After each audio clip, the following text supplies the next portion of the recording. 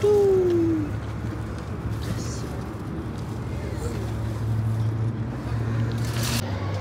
ها سلام. این هفته من سفارش یه میز مزه دارم، تولده. بعد اینکه اومدم فروشگاه الان خرید کنم، امشبم باید یه سری غذاها رو درست کنم دیگه. همین دیگه، کلا گفتم که تو پروسش با هم باشید. همین.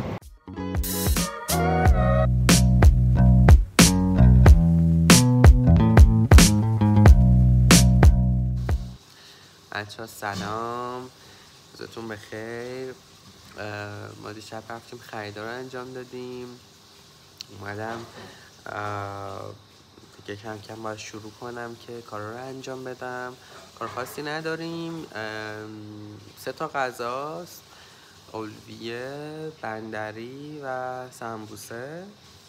و خب اون میز مزه ها مرحله به مرحله نشون میدم که چی کار دارم میکنم.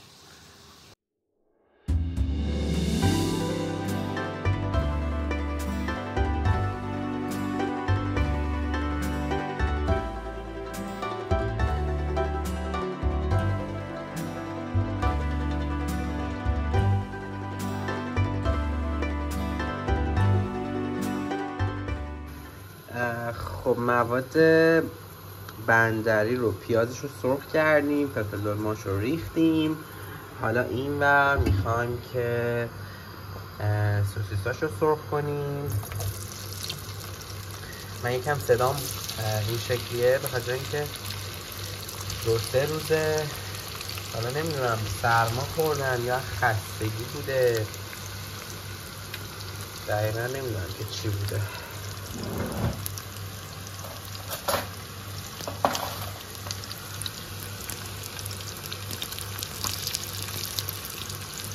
فکر کنم یه 4-5 باری باید این سوسیسا رو سرخ کنم، خیلی زیاد. این سمت هم خیارشور اولویه رو خورد کردم و الان باید مرغش رو ریشش کنم و اینکه سیب زمینی‌هاش هم پختم، باید اونا رو هم درستش کنم و فعلا همین.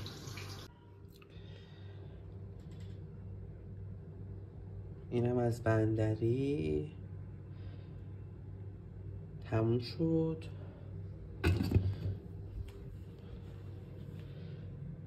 دارم اولویه رو درست میکنم، مرغش رو ریشش کنم، سیب زمینیش رو خورد کنم دیگه. آب مرغ رو یکم نگه داشتم که بریزم تو اولویه. اینم یکم آب همین کنسرو سبزیجاته که یکم طعم شیرینی داره و من معمولا یه ذره از اینم اضافه میکنم. البته نه اینا که خیلی زیاده، در حد چند تا قاشق اضافه میکنم. حالا همین.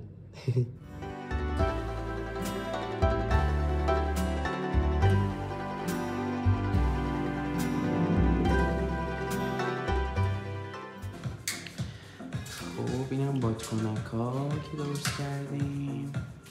علیه 18 سالگیه. حالا میزم میخوام بچینم، میزو اینجا میچینم روی این اوپنه، بعد همین دیگه اینجوری.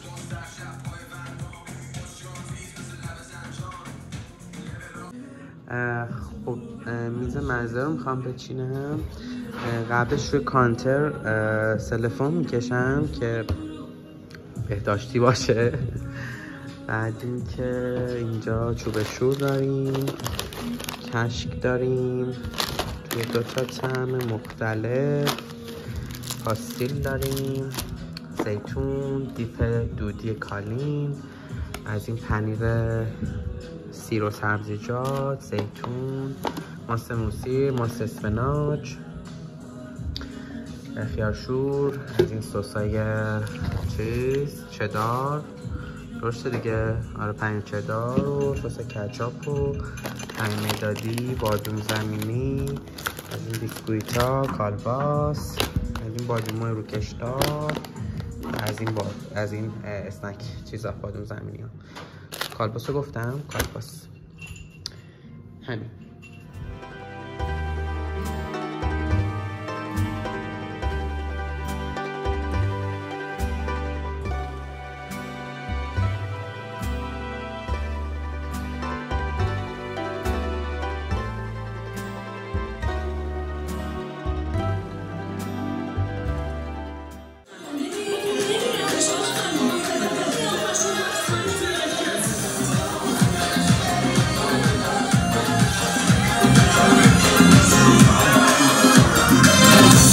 انداختی بیرون گوشای من